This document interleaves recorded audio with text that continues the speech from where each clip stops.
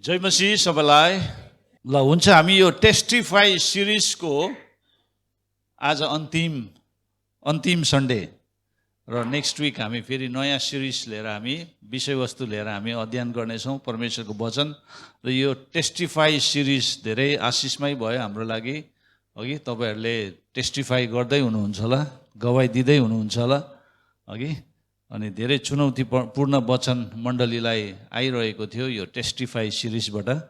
परमेश्वरलाई महिमा होस्। प्रभु, हामी तपाईँलाई धन्यवाद भन्छौँ।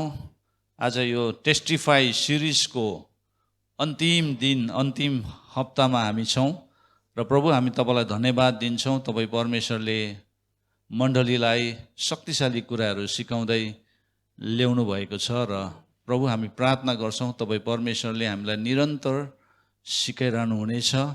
पवित्र आत्मा तपाईँ हाम्रो शिक्षक हुनुहुन्छ र तपाईँले नै हामीलाई वचनको प्रकाश तपाईँले दिनुहुनेछ। र प्रभु आज यो बिहानी हामीले जुन कुरालाई हामी अध्ययन गर्न गइरहेको छौँ, तपाईँ परमेश्वरले आजको अध्ययनबाट हाम्रो जीवनमा केही फरक ल्याउनु हुनेछ। त्यो फरक हाम्रो जीवनमा हामीले देख्नेछौँ अनि हामी हाम्रो निर्णयमा खडा हुनेछौँ र तपाईँ परमेश्वरले हामीलाई स्थापित गर्नुहुनेछ। धन्यवाद। हाम्रो वचन अध्ययनमा तपाईँ हामीसँग हुनुहोस् र हामीलाई सिकाउनुहोस् तपाईँको मार्ग, येशू प्रभुको नाउँमा, आमेन। संसारमा हामीले धेरैवटा पुस्तकहरू पढ्दै आएको छौँ अघि, स्पेसली स्टुडेन्ट्सहरू झन् है कति किताब पढ्नुपर्छ स्टुडेन्ट्सहरू। तपाईँ कलेज स्टुडेन्ट्स, स्कुलको स्टुडेन्ट्सहरू हुनुहुन्छ अनि त्यसपछि पनि तपाईँहरू कतिजना विभिन्न पुस्तकहरू पढ्ने आदत लागेको हुन्छ है। पुस्तक पढ्नु एकदमै राम्रो हो, तर त्यो पुस्तकहरू र हामीले पढ्दै गरेको बाइबलमा चाहिँ के डिफ्रेन्स छ भन्दाखेरि अरू पुस्तकहरू चाहिँ लेखकले लेखेको अनि त्यो पढ्दाखेरि लेखक तपाईँको उपस्थितिमा हुँदैन। तर बाइबल चाहिँ एउटा यस्तो खालको पुस्तक हो, जब तपाईँ पढ्नुहुन्छ नि लेखक पनि तपाईँको साथमा भएर तपाईँलाई सिकाउनुहुन्छ। आमेन। लेखकको तपाईँले उपस्थिति महसुस गर्नुहुन्छ, लेखक अथर अघि। अनि त्यसले गर्दा बाइबल चाहिँ जीवित परमेश्वरको वचन हो जसलाई हामी पढ्छौँ। वचन हामीसँग बोल्नुहुन्छ, आमेन। वचन हामीसँग बोल्नुहुन्छ। त्यसले गर्दा वचन अध्ययन, बाइबल पढ्नु भन्ने कुरा कति इम्पोर्टेन्ट छ। तपाईँले लेखकलाई देख्नुहुन्न तर लेखक तपाईँसँग बोल्नु भएको तपाईँले महसुस गर्नुहुन्छ, आमेन। र टेस्टिफाई सिरिजको आजको शीर्षक के छ भनेदेखि विश्वासीहरूमा हुनुपर्ने, the must haves of the believer. इङ्ग्लिसमा चाहिँ haves of the believer, the must haves of the believer. विश्वासीहरूमा हुनुपर्ने, अब के चाहिँ हुनुपर्ने? अब यो गवाई दिने सिरिजमा विश्वासीहरूमा के चाहिँ हुनुपर्छ भन्ने कुरालाई हामी विशेष जोड दिनेछौँ। अनि इङ्ग्लिसमा ह्याभ्स भन्ने शब्द चलाएको छ, HAVES। अनि त्यसको अर्थलाई हामीले बुझ्नु हो भनेदेखि स्वामित्व पनि भन्छ, ओनरसिप अथवा ओन, आफ्नो बनाउनु, पोजेसन अघि, आफ्नो बनाउनु, अंश, योग्यता, विशेषताहरू, विश्वास, सम्पत्ति इत्यादि जो हाम्रो जीवनमा हुनुपर्छ विश्वासीहरूमा। र आज हामी त्यो कुरालाई अध्ययन गर्न गइरहेको छौँ।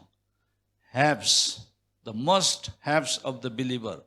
विश्वासीहरूमा हुनुपर्ने भन्दाखेरि के हो भन्दाखेरि हुनुपर्ने स्वामित्व, अंश, आफ्नै योग्यता, विशेषताहरू, विश्वास, धन सम्पत्ति।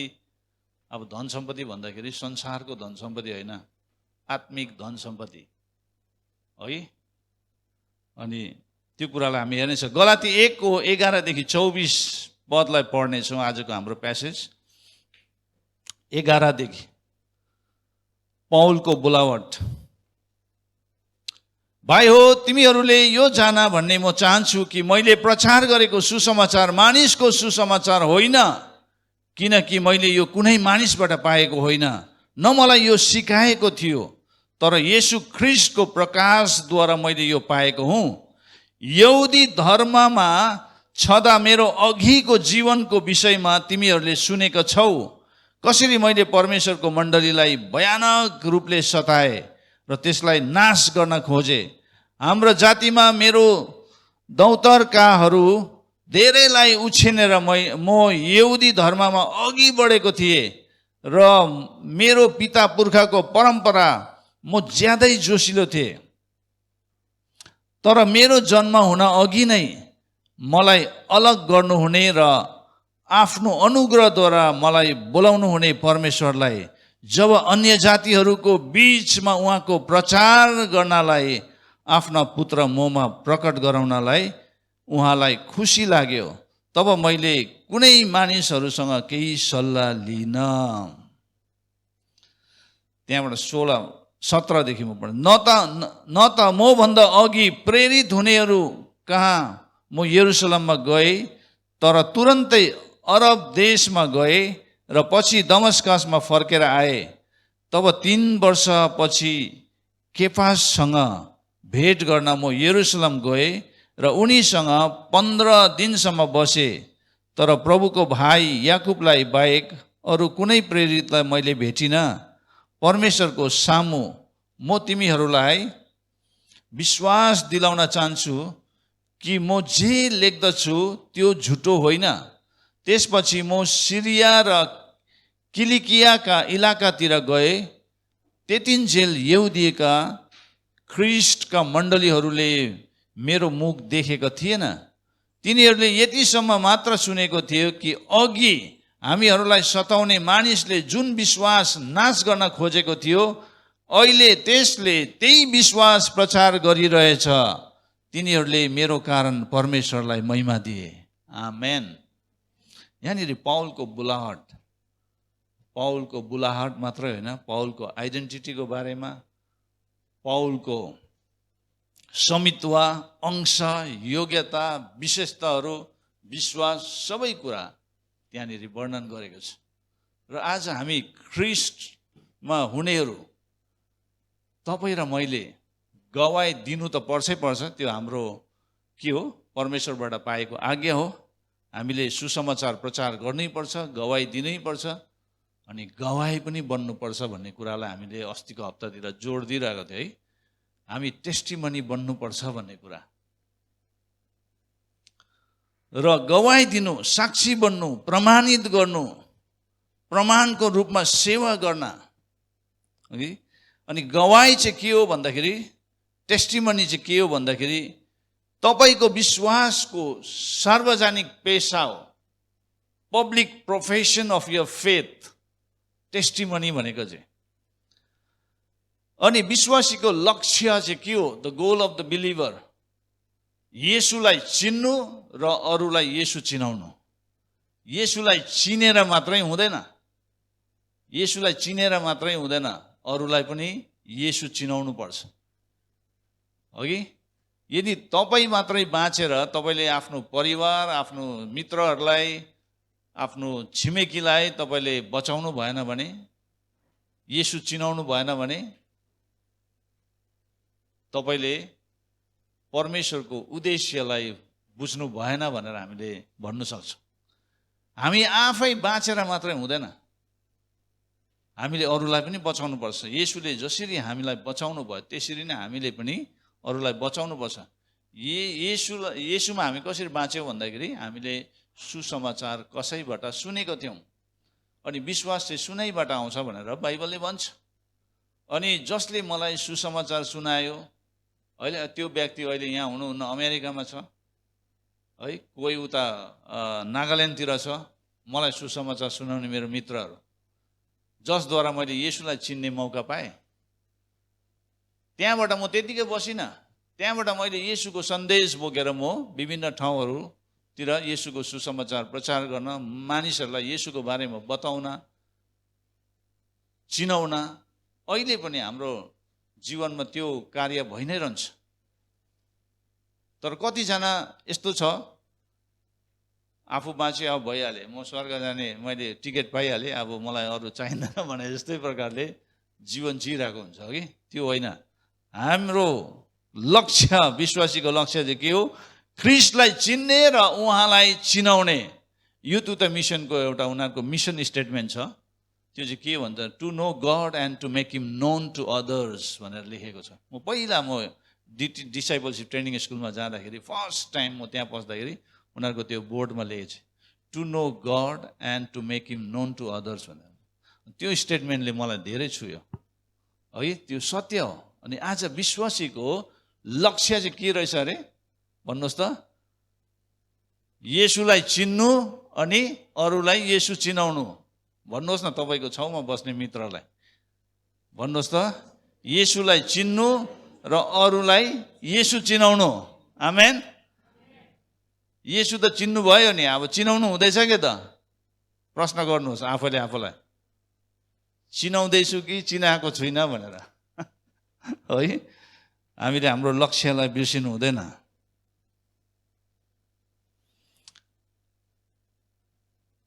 गलाती 1:15-16 यो दुईटा पदलाई म पढ्नेछु।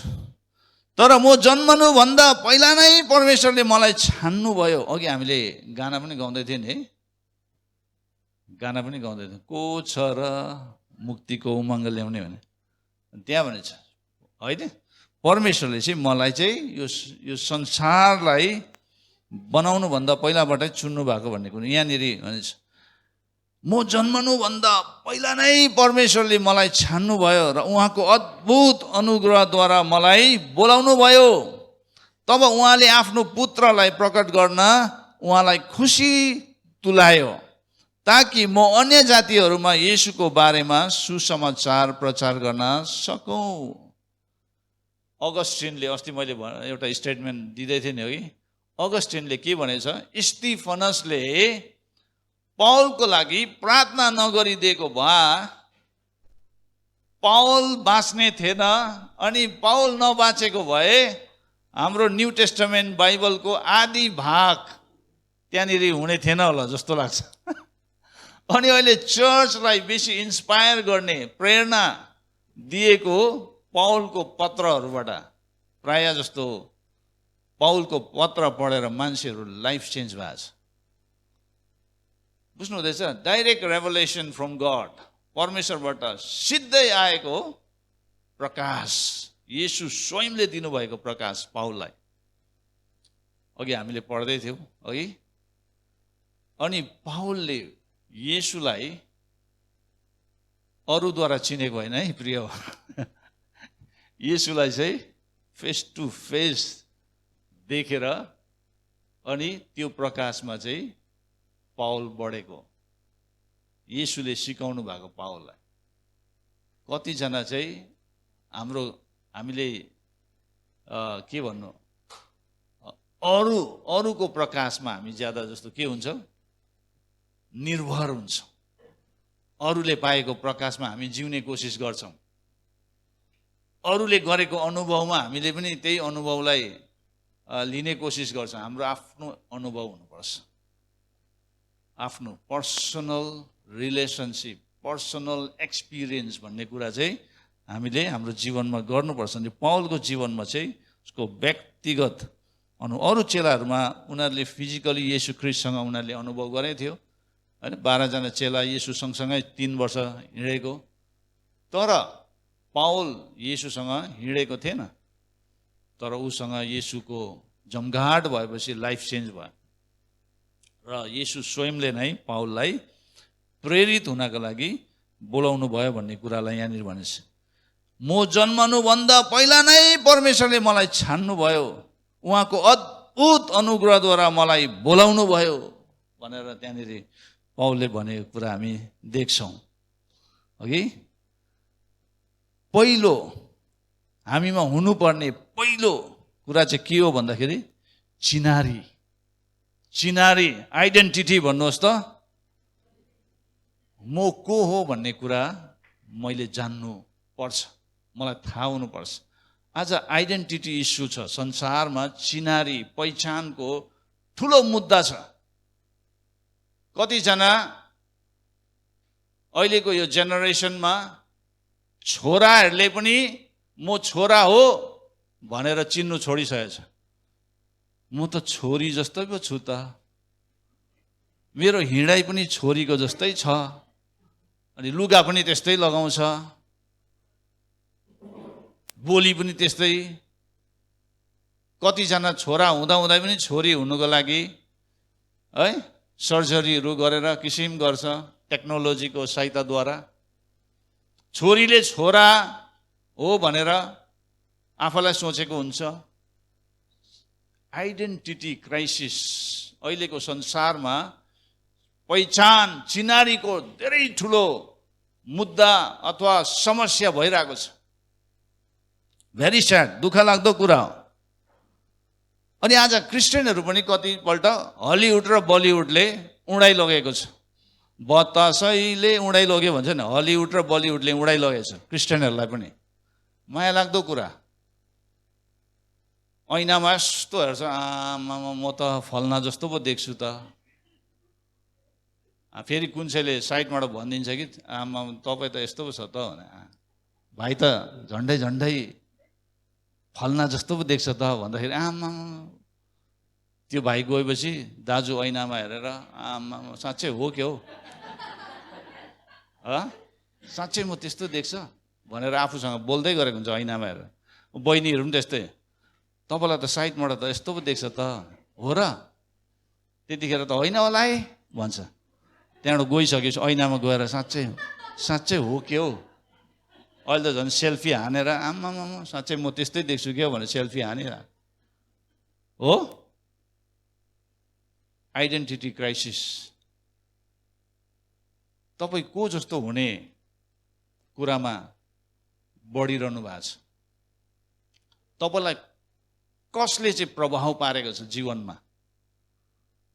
यदि तपाईँलाई हलिउड र बलिउडको केटाकेटीहरूले तपाईँलाई प्रभाव पारेको छ र तपाईँ त्यही हुनुको लागि अघि बढ्दैछ भने तपाईँ गलत पहिचानमा बढ्नु हुँदैछ। गलत पहिचान, गलत चिनारी। पावलले के भनेछ? पावलले भन्छ म पावल येशू ख्रीष्टको दास। कतिजनालाई दास भन्नु मन पर्दैन। म त होइन दास है, म त होइन दास भन्छ। पावलले फर्स्ट आइडेन्टिटी आफूले आफूलाई कसरी आइडेन्टिफाई गर्यो? म पावल येशू ख्रीष्टको दास।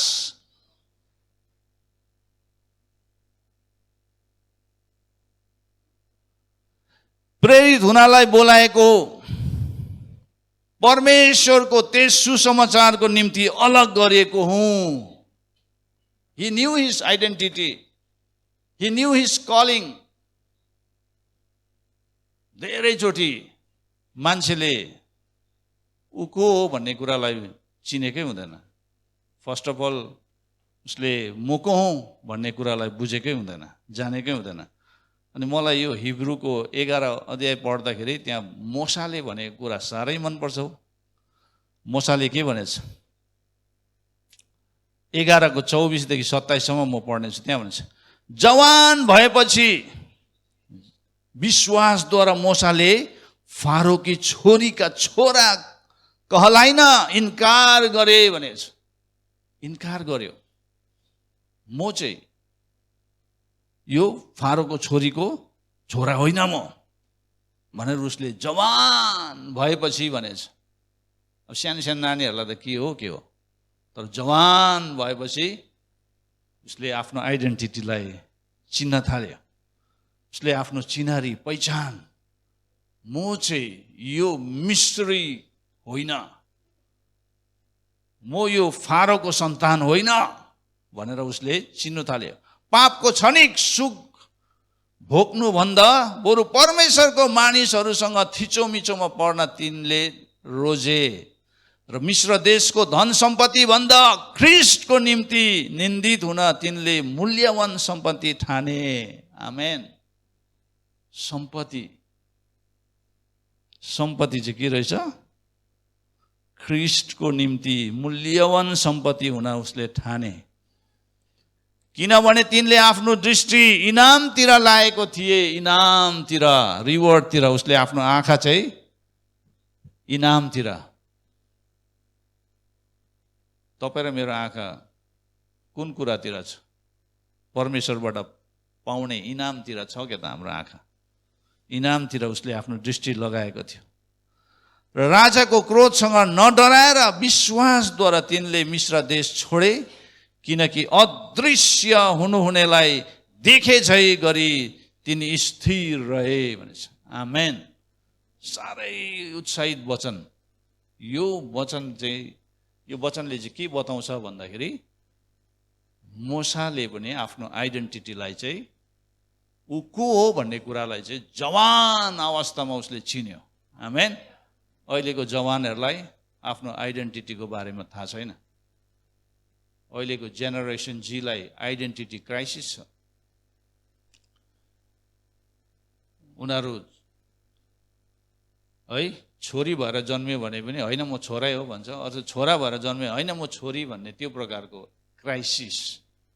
अनि कतिजनाले कसलाई हेरेर आफ्नो जीवनलाई अघि बढाइरहेको हुन्छ।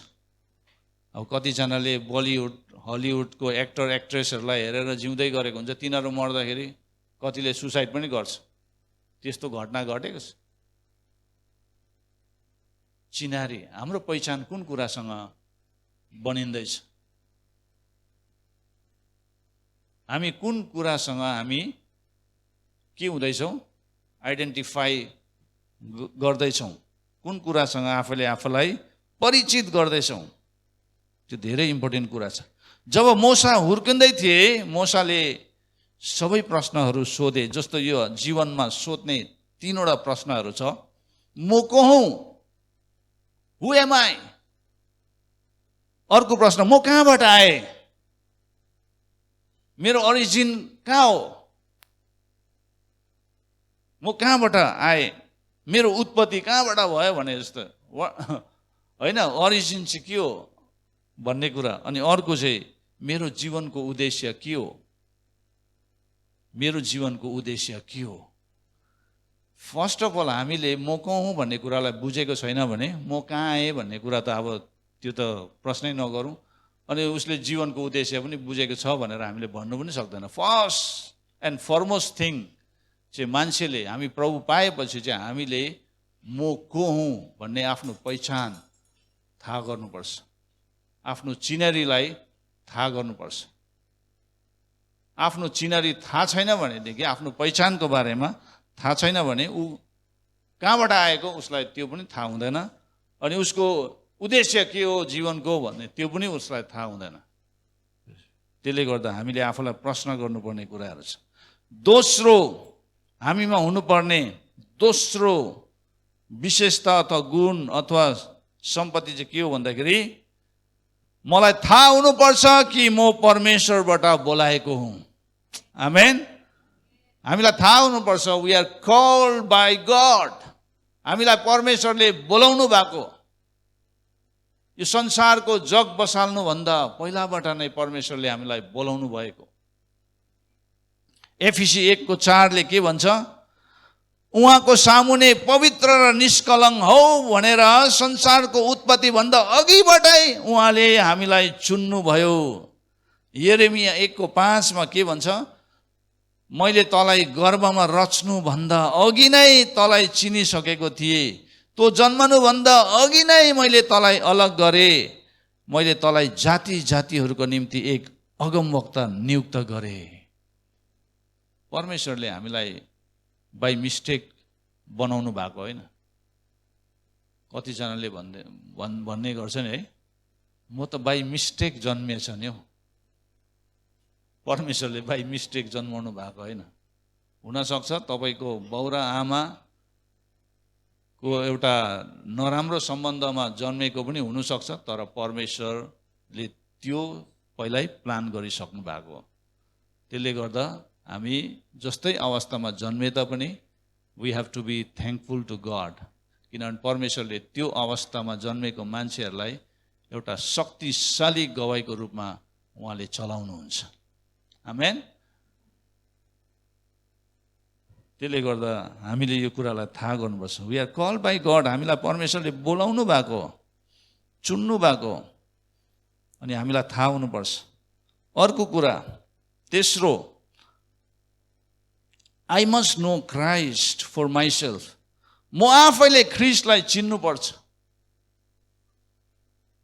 अरूले भनेको कुरामा जिउने होइन, अरूले भनेको कुरामा भर पर्नु भएन। हामीले हाम्रो सृष्टिकर्तालाई व्यक्तिगत रूपमा चिन्नुपर्छ। अरूले बताएको भरमा जिउनेहरू, अरूको रेभलेसनमा हिँड्नेहरू, अरूको रेभलेसनमा जिउने, अरूको प्रकाशमा जिउने, त्यसलाई भन्छ second hand experience, second hand रेभलेसनमा हामी जिउनु हुँदैन। पाउलले के भन्छ, डाइरेक्ट रेभलेसन मैले प्रभुबाट पाएको। बुझ्नु हुँदैछ? डाइरेक्ट रेभलेसन। अरूले भनेर, अरूले अनुभव गरेको कुराहरूमा आफैले पनि त्यो कुरामा जग बसाल्ने कोसिस नगरौँ। अरूले पाएको प्रकाश, वचनको प्रकाशमा हामी जिउने कोसिस नगरौँ। हामीले हाम्रो आफ्नै प्रकाश येशू ख्रिस्टसँग को सम्बन्धबाट हामीले प्राप्त गर्न सक्नुपर्छ। We must know the one who called us. हामीलाई जसले बोलाउनु भयो उहाँलाई हामीले व्यक्तिगत रूपमा चिन्नुपर्छ। फल्नाको त यस्तो यस्तो प्रभुले गर्नुभएको अरे, खोइ मलाई त गरेकै छैन, इच्छा गरेको भए पो, इच्छा गरेर अनि प्रभुको वचन आज्ञा पालन गरे भने पो आज्ञा पालन गर्नेहरू, शुद्ध हृदय राखेर जिउनेहरू, शुद्ध विवेकमा जिउनेहरूलाई परमेश्वरले प्रकट गर्नुहुन्छ। परमेश्वर बोल्नुहुन्छ, सिकाउनुहुन्छ उहाँको मार्ग। अनि हामीले धेरै अनुभवहरू बटुल्दै जान सक्छौँ। त्यसले हामीलाई बलियो बनाउँदै लान्छ। अघि धेरैचोटि मान्छेहरू सेकेन्ड ह्यान्ड रेभलेसनमा जिउँदै गरेको हुन्छ। त्यो डेन्जर हो। त्यो हामी कहिले पनि सेकेन्ड ह्यान्ड रेभलेसनमा हामी जिउनु हुँदैन। परमेश्वरले हामीलाई नयाँ प्रकाश दिनुहुन्छ, नयाँ अनुभव उहाँले हामीलाई दिनुहुन्छ।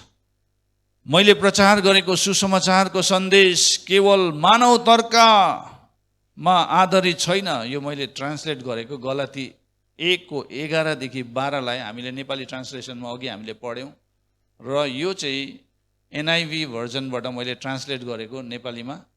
अनि ट्रान्सलेट गर्दाखेरि चाहिँ यस्तो सुनिन्छ। यो चाहिँ गलाती 1:11-12 मैले प्रचार गरेको सुसमाचारको सन्देश केवल मानव तर्कमा आधारित छैन। मैले मेरो सन्देश कुनै मानव स्रोतबाट प्राप्त गरेको होइन र मलाई कसैले पनि सिकाएन। यसको सट्टामा मैले यसलाई येशू ख्रिस्टबाट सिधै प्रकाश पाएको हो। सिधै डाइरेक्ट रेभलेसन। अनि अयुबको जीवनले पनि हामीलाई धेरै उत्साहित बनाउँछ।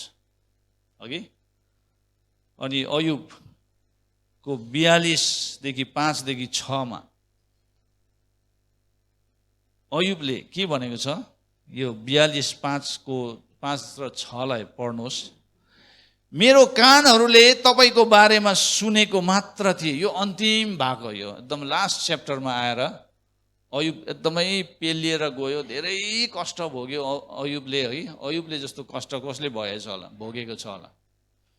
अनि अन्तिम चरणमा आएर, त्यो लास्ट च्याप्टरमा आएर अयुबले के भनेको छ भने, मेरो कानहरूले तपाईँको बारेमा सुनेको मात्र थिए भन्नुको मतलब चाहिँ सुनेको भरमा मात्रै थियो। परमेश्वर यस्तो हुनुहुन्छ, अनि परमेश्वरले यस्तो गर्नुहुन्छ, अनि परमेश्वर चाहिँ उहाँ यस्तो हो, उस्तो हो भनेर अहिले मान्छेहरू हो त्यस्तै कुराहरूमै मात्रै जिउनेहरू पनि छ। अनि जब सङ्कष्ट, दुःख, कष्ट त्यो व्यक्तिमा आउँछ, जो चाहिँ सेकेन्ड ह्यान्ड रेभलेसनमा जिउँदै गरेको हुन्छ नि, अरूको भनाइमा, अरूले अनुभव गरेको कुराहरूमा, त्यस्तै कुराहरूमा विश्वास गर्दै आएको हुन्छ नि। अनि जब त्यो मान्छेको जीवनमा हुरी बतास चल्छ नि, त्यो मान्छेले येशूलाई छोड्छ, चर्च आउनु छोड्छ, सङ्गतिमा आउनु छोड्छ, सबै कुरा छोडेर ऊ आफ्नै संसारमा जान्छ। अनि यहाँनिर अयुबको अयुबको पुस्तकबाट पनि हामीले 4, 5 र 6 मा यही कुरालाई पाउँछ। मेरो कानहरूले तपाईको बारेमा सुनेको मात्र थिए, तर अब त म तपाईलाई आफ्नै आँखाले देख्दछु भन्दैछ। हिजोसम्म त मैले अरूले भनेको कुरामै विश्वास गर्दै आएको थिएँ, तर आज त होइन, मेरो कानले सुनेको मात्रै थिए अरूले भनेको, तर आज त मैले तपाईलाई आफ्नै आँखाले देख्दछु। यसै कारण म आफूलाई तुच्छ ठान्छु अनि धुलो र खरानीमा बसेर म पश्चाताप गर्दछु भन्दैछ। तपाईले त्यो खण्डलाई पढ्दै गयो भने इन्ट्रेस्टिङ कुरा छ त्यहाँनिर। अनि 3 जना मित्रहरूले अयुबलाई धेरै दोषाएको थिए। त्यहाँबाट पछि त्यही मित्रहरूको लागि अयुबले प्रार्थना गरिदिनुपर्छ, क्षमा माग्दिनुपर्छ। अनि त्यहाँबाट अयुबलाई परमेश्वरले दोबार आशिष दिनुहुन्छ। आमेन। यो खण्डलाई साह्रै मनपर्छ मलाई।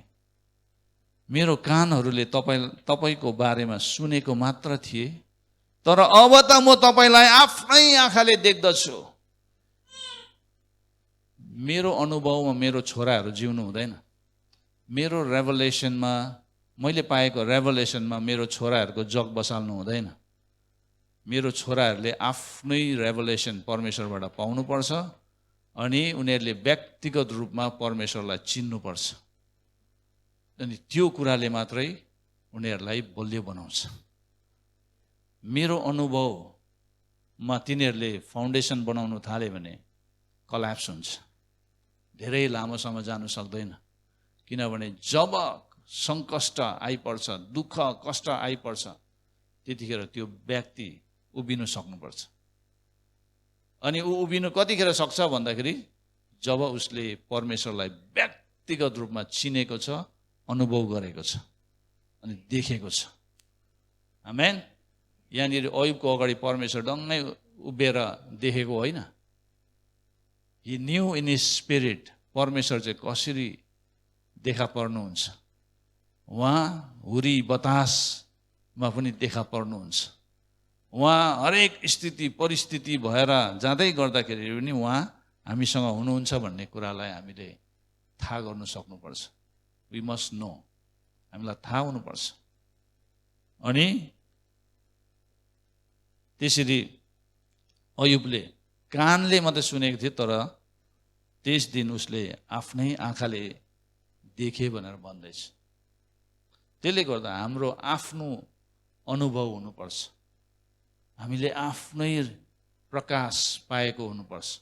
अरूको प्रकाशमा जिउने कोसिस नगरौँ, हामी फेल हुन्छौँ, धेरै लामोसम्म जान सक्दैनौँ। र चौथो हुनुपर्ने कुरा विश्वासीहरूमा, चौथो चाहिँ के हो भन्दाखेरि धेरै इम्पोर्टेन्ट, म ख्रिस्टको निम्ति गवाई बन्नै पर्छ। भन्नुहोस् त एका दुस्रालाई, म ख्रिस्टको निम्ति गवाई बन्नै पर्छ। मैले गवाई बिगार्नु हुँदैन। मैले येशूलाई अनादर गर्नु हुँदैन। मेरो जीवनबाट मैले येशूलाई उचाल्नुपर्छ। मैले येशूको नाउँ उच्चा पार्नुपर्छ। मेरो जीवन शैलीले येशू उच्चा पारिनुपर्छ।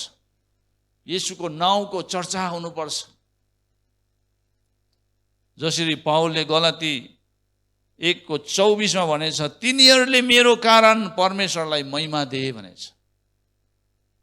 कि आज तपाईँ र मैले जिएको जीवन शैलीले अरू मानिसले देखेर परमेश्वरको महिमा गर्दैछ के त? धेरै इम्पोर्टेन्ट कुरा। म ख्रिस्टको निम्ति गवाई बन्नै पर्छ, बन्नै पर्छ। किनभने हाम्रो जीवन चाहिँ शब्दहरूभन्दा शक्तिशाली रूपमा बोल्नुपर्छ। Our life must speak louder than the words that we speak। हामीले बोलेको शब्दहरूभन्दा हाम्रो जीवन चाहिँ शक्तिशाली रूपमा बोल्नुपर्छ। जीवन शैली नै अरूको लागि आवाज हुनुपर्छ। प्रकाश 12:11 भन्छ, तिमीहरूले थुमाको रगत र आफ्नो गवाईको वचनको कारण शैतानलाई जितेका छन्। शैतानलाई जित्ने दुईवटा कुरा छ। एउटा चाहिँ थुमाको रगत, येशूको रगत, दोस्रो चाहिँ हाम्रो गवाईको वचन। गवाईको वचन। त्यसले गर्दा हामी गवाही बन्नुपर्छ।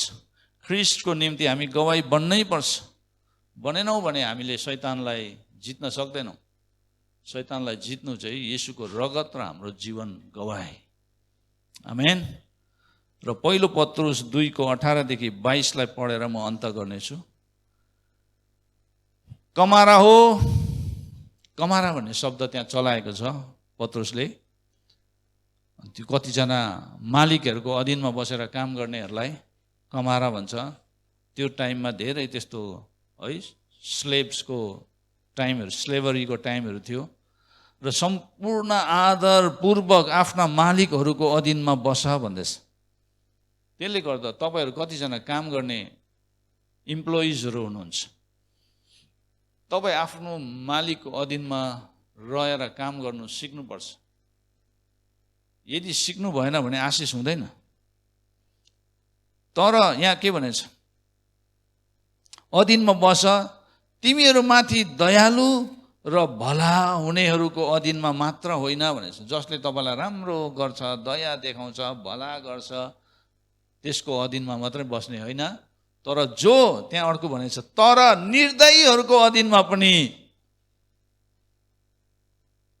पास्टर बाउ, यो त एकदमै असम्भव हुन्छ। कसरी हामीले निर्दयी मालिकको अधीनमा हामी बस्नु, जसले चाहिँ हामीलाई ठाडै निल्लाई जस्तो गर्छ। त्यस्तो मालिकहरूको अधीनमा कसरी बस्नु? हामी त प्रभुको छोराछोरी पो त। त्यो मूर्ति पूजकहरूले हामीलाई राज गर्नुहुन्छ र भनेर कतिजनाले त न्यु पो खोज्छ त। कतिले त हानि पनि हाल्छ है। कतिले वचनको झट्टारोले हान्छ। आफ्नै वचन, बाइबलको वचन त होइन कि, आफ्नै वचनको झट्टारो भनेपछि बुझ्नुभयो होला नि।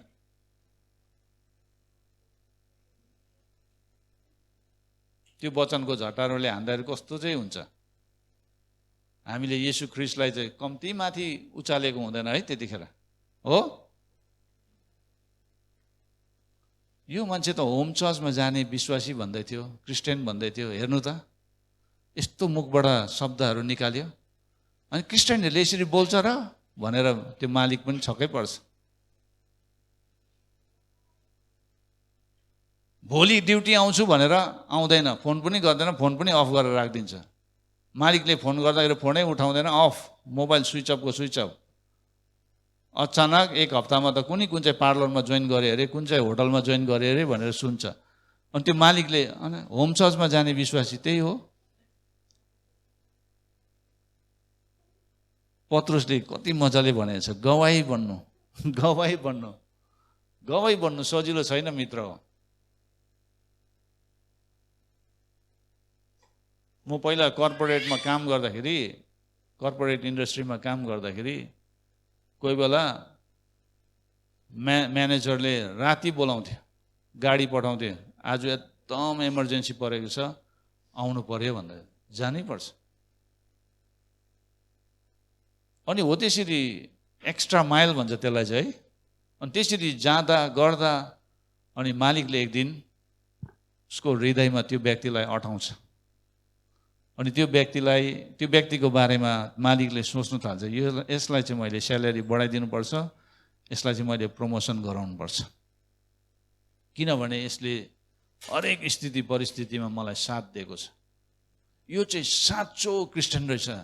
यो कुन चाहिँ चर्चमा जान्छ हौ, त्यो चर्चमा म पनि एकपल्ट जानु पर्यो भनेर मालिक पनि यहाँ आउनु पर्यो नि त। तपाईँलाई देखेर, तपाईँले गरेको कार्यलाई देखेर। अनि त्यो चर्चमा चाहिँ के चाहिँ छ त्यस्तो, के शिक्षा चाहिँ पाउँदैछौ? जति नै गाली गर्दा पनि हाँसिरहेको हुन्छ। अनि के चाहिँ छ यो व्यक्तिमा? यो बाइबलको वचनले भन्दैछ, तिमीहरूमाथि दयालु र भला हुनेहरूको अधीनमा मात्र होइन, तर निर्दयीहरूको अधीनमा पनि।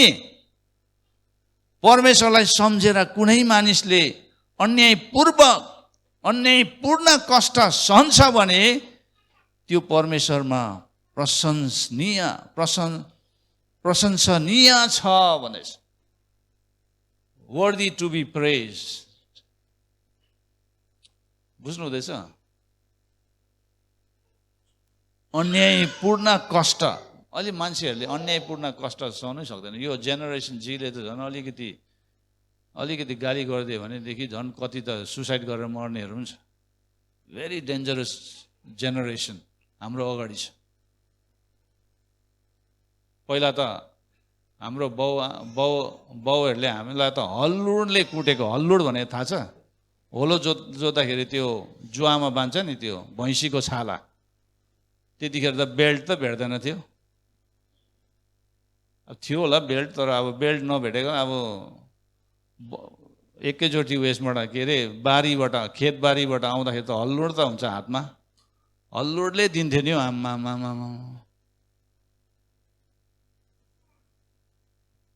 अहिलेको नानीहरूलाई त करायो भने पनि भात नखाएर दैलो ड्यामडुम बन्द गरेर बसेको हुन्छ। के गर्दैछ बाउ आमालाई डरसरी, ल्या यसले त बा के पो गर्ने हो कि, बा यसले आत्महत्या गर्ने हो कि, बाउ आमालाई चिन्ता फिक्री भएर केएफसी जाने, नानी केएफसीबाट मगाइदिउँ, म्याकडोनल्डबाट मगाइदिउँ, के खाने? अहिलेको नानीहरूलाई त आम्मा कहाँ जमाना कस्तो आयो है। वचनहरू त उनीहरूको लागि त के हो अब। उनीहरूले दुःख कष्ट भन्ने कुरालाई महसुस गरेको छैन। अनि यहाँ भन्छ अन्यायपूर्ण कष्ट सहन्छ भने त्यो परमेश्वरमा प्रशंसनीय छ। अहिलेको नानीहरू, जवान केटाकेटीहरू काम पायो भने 6 महिनामा 6वटा कम्पनी चेन्ज गरेको हुन्छ। चेन्नई त पुरै सकिसकेको हुन्छ। त्यहाँबाट बेङ्गलोर जान्छ, बेङ्गलोरकोहरू यता आउँछ, यताको उता जान्छ, त्यहाँबाट केरला जान्छ, सब सकिदिन्छ 1 वर्षमा त। त्यहाँबाट सबैलाई थाहा हुन्छ यो मान्छे फल्ना हो, रेकर्ड हेर्छ, थाहा भइहाल्छ यो चाहिँ बेसी बस्दैन है भनेर। दुःख कष्ट सहनु नसक्ने त्यस्तो मान्छे गवाई बन्छ। हाम्रो यहाँ चर्चबाट कतिजना त्यस्तो भएर गएको। मलाई एकपल्ट त मालिककोसम्म पुगेर गएर हात जोडुन्जेल भएको, प्लिज नगरिदिनुहोस्, मेरो मण्डलीको भाइले यस्तो गर्यो प्लिज भनेर मैले हात जोडुन्जेल भएको। अब नजोड्दा पनि हुँदैन, सबै कुरा त लगिसक्यो अनि रुला जस्तो यत्रो अनुहार बनाएर आएपछि त अब मैले गर्नै पर्यो। त्यस्तो हुन्छ। भेरी स्याड, दुःख लाग्छ। गवाई बिगारेको देख्दाखेरि दुःख लाग्छ। तपाईँहरू अहिले हेर्दै हुनुहुन्छ होला, त्यो व्यक्तिले पनि हेरिरहेको होला। त्यस्तो काम चाहिँ नगर्नु है भाइ। अब नाम चाहिँ भन्दिनँ, तपाईँलाई नै थाहा छ, तिमीलाई नै थाहा छ। पास्टरलाई कहाँ लगेर हात जोड्नु लगाए, त्यसको इनाम माथि पाउँछ। किनभने तिमीहरूले खराब काम गरेर कुटाइ खाँदा धैर्यसँग सह्यो भने यसमा ठुलो कुरा के छ र? नराम्रो काम गरेर धुलाई खाँदाखेरि सह्यो भनेदेखि के फाइदा? बरु राम्रो काम गर्दाखेरि धुलाई खायो भने सह्यो भने पो फाइदा हुन्छ त भन्नु चाहेको यहाँनिर पत्रुसले। छरपष्ट भएर बसेको विश्वासीहरूलाई, विभिन्न सहरहरूमा गएर सेटल भएर बसेकोहरूलाई पत्रमा पत्रुसले इन्करेज गर्दैछ।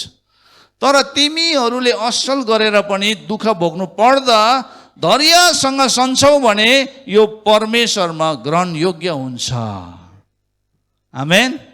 किनकि यसैको निम्ति तिमीहरू बोलाएको हो र पास्टर बाउ। अपुई अन्याय सुन्नु भनेर हामीलाई बोलाएको हो होइन होला है? मेरो बाइबलमा त त्यस्तो लेखेको छैन त। बाइबल खोलेर पढ्नुहोस् त, लेखेको छ कि छैन?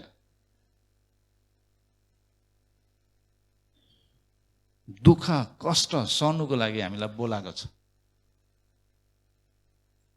फ्यान्टासी वर्ल्डमा जिउनु होइन, माथि माथि उड्नु होइन, तलै बसेर जिउनु पर्छ। कतिजना माथि माथि उड्नेहरू पनि हुन्छ। पहिला पहिला म पनि माथि माथि उड्ने गर्थेँ कि मेरो बुढीले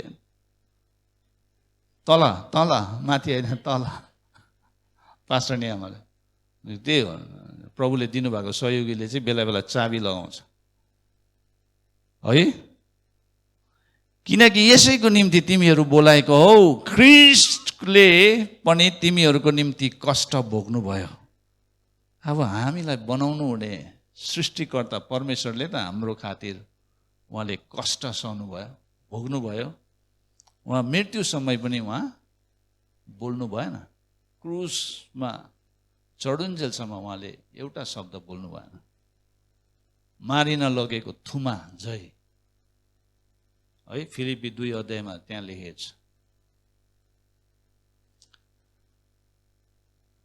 अनि तिमीहरूको लागि एउटा उदाहरण छोडी जानुभयो उहाँले इक्जाम्पल छोडी जानुभयो र तिमीहरू उहाँकै पाइलामा हिँड्नुपर्छ येशूको पाइलामा हिँड्नु सक्नुपर्छ र उहाँले कुनै पाप गर्नु भएन र उहाँको मुखमा कुनै छलको कुरा पाइएन